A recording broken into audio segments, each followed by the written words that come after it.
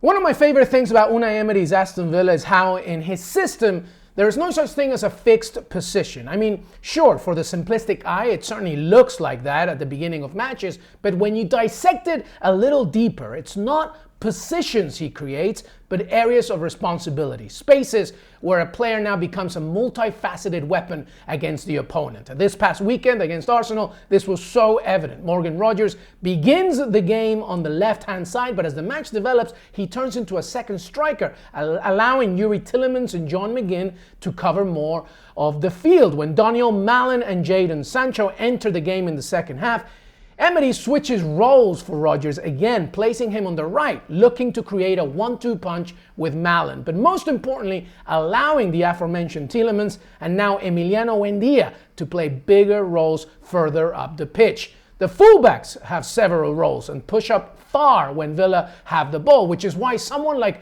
Boubacar Kamara is so important to protect across the entire pitch.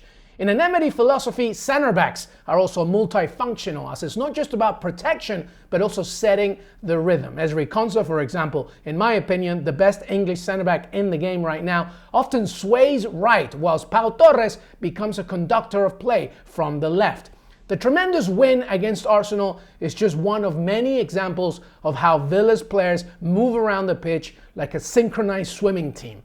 This is why sometimes Villa starts slow in matches, because it takes a little time to find the flow, but once it does, it's beautiful to watch.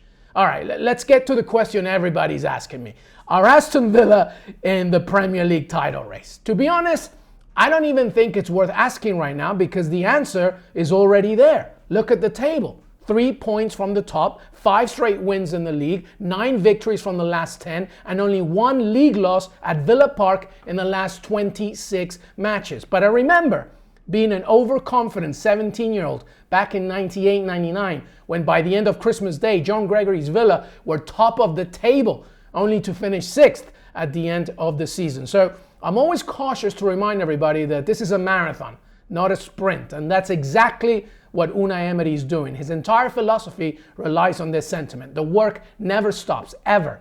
Keep fighting and remain humble and focused. And let's remember that December is a tricky time for everybody, so there is a lot of football in it as well. One thing does need to be remembered. After a summer where PSR restrictions heavily impacted the club's wish to spend and not knowing if Dibu Martinez was even going to play for the club anymore, a start to the season where we saw the first 4 matches without a goal and had to wait until the end of September for the first league victory. The fact that Villa right now are in this position is remarkable.